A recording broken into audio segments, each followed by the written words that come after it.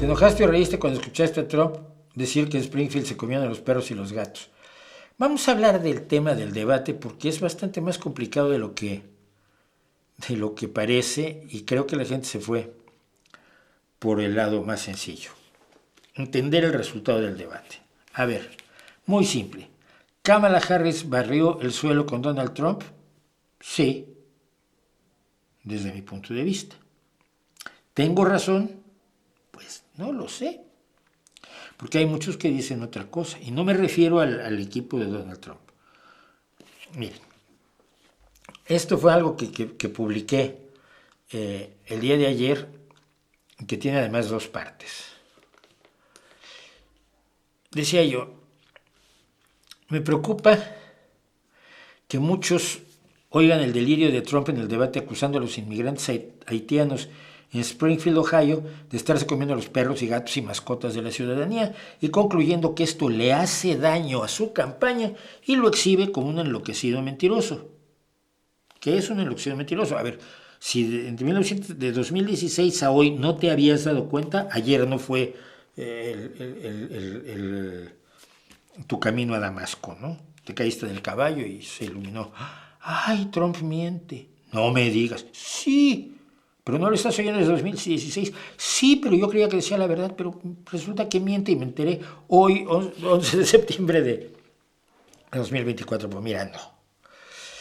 Mientras Kamala Harris se reía de la absurda declaración y hacía bien, y el propio moderador del debate intervino para decir que no había ninguna prueba de esto y que habían hablado con el encargado de la ciudad, que decía que esto no había ningún informe creíble, Trump insistía. Yo lo vi en televisión.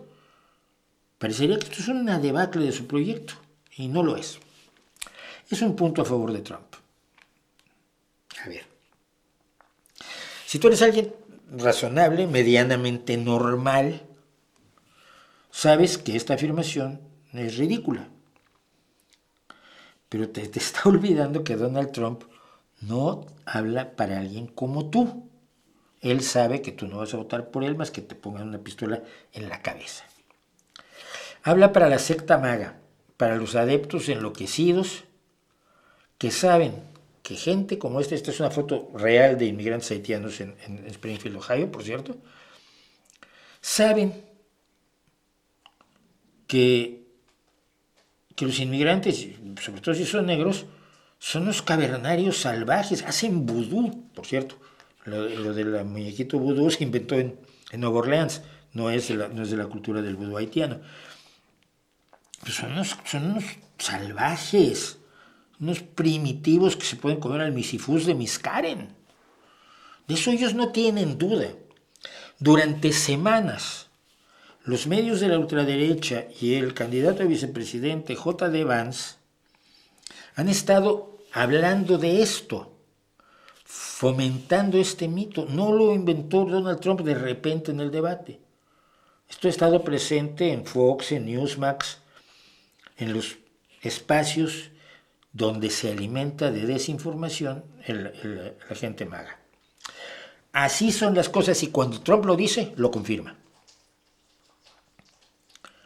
Y claro, quienes están abriendo la frontera lo van a negar. Eso piensa cualquiera de MAGA. Los que abren... Kamala Harris quiere que se abran las fronteras y entre todo el mundo. No es cierto, pero lo han repetido tanto que se ha vuelto verdad. Entonces, estos que quieren abrir las fronteras, lógicamente van a negar que se están comiendo las mascotas de Miss Karen y de Miss Marple, porque lo que quieren ellos es destruir a Estados Unidos. Te lo vengo diciendo desde 2016, los demócratas quieren destruir a los Estados Unidos, por eso han gobernado tantas veces sin destruirlo. Lo que quieren hacer es llenarlo de inmigrantes de piel oscura, no creas que rubios. Inmigrantes de piel oscura que comen gatitos y perritos. Lo venimos oyendo a diario durante años, y Trump lo confirma. ¿Ves? Por eso voy a votar por Trump. En el Trumpiverso creado desde 2016, como decíamos, es imposible que Trump mienta. Sobre todo si lo consideras como el único posible salvador de este país y de los gatitos de Miss Karen. Es el salvador imaginario de un país imaginario que ha sido creado con una narrativa esquizofrénica y paranoica. Él es el único muro contra marxistas como Kamala Harris, porque Kamala Harris es marxista. Yo te apuesto que si le preguntas tanto a Donald Trump como a Elon Musk qué es el marxismo, qué hace que una persona sea marxista, no te lo saben decir. Pero la acusación tiene una carga emocional que supera con mucho la carga de verdad que tenga. Para esa gente, Trump es valiente al decir lo que ya saben todos. No hay dudas, todo confirma lo que piensan. Y no solo eso, se fortalece su convicción de votar por él. Y de que si le hacen fraude, porque si pierde seguro le hicieron fraude, esta narrativa viene también repitiéndose sin cesar. Si solo puede perder si le hacen fraude. Y si le hacen fraude, están más dispuestos a luchar por él con mucha más intensidad que cuando intentaron el anterior golpe de Estado en el Capitolio. Lucharán por él y él lo sabe. Lo que importa es la emoción, los votos, la incondicionalidad, sin contar con que medios serios como como el New York Times, van a repetir el asunto, lo que dice a la derecha, en la cita de Springfield están comiéndose a los perros, la gente que llegó se están comiendo a los gatos, se están comiendo las mascotas de la gente que vive allí. Dice el New York Times en primera plana. Y luego abajo pone, esto es falso. Vale, pero el New York Times es de izquierda, es marxista. Entonces lo que dice Trump seguramente es cierto. El fenómeno no se crea de la nada. Al final lo que consigue Trump con cosas como esta es publicidad gratis. ¿Se va entendiendo? Bueno. Después de que publiqué esto en un hilo de Twitter ayer, mucha gente me dijo, bueno, pero aún así los indecisos con esto ya van a decidir que van a votar por Kamala Harris. Yo me quedé. ¿Creen de verdad que todos los indecisos son como ustedes, gente normal? ¿No creen que haya indecisos que consideren que Trump es demasiado débil, demasiado blando con la inmigración de gente de color oscuro y no iban a votar por él, pero ahora que finalmente ha hecho una acusación seria, estarán más dispuestos a votar por él? Finalmente ha sido lo bastante racista como para concitar a los más racistas y llevarlos a las urnas. ¿Por qué los indecisos van a ser todos aquellos que votarán a Harris y le garantizarán la elección?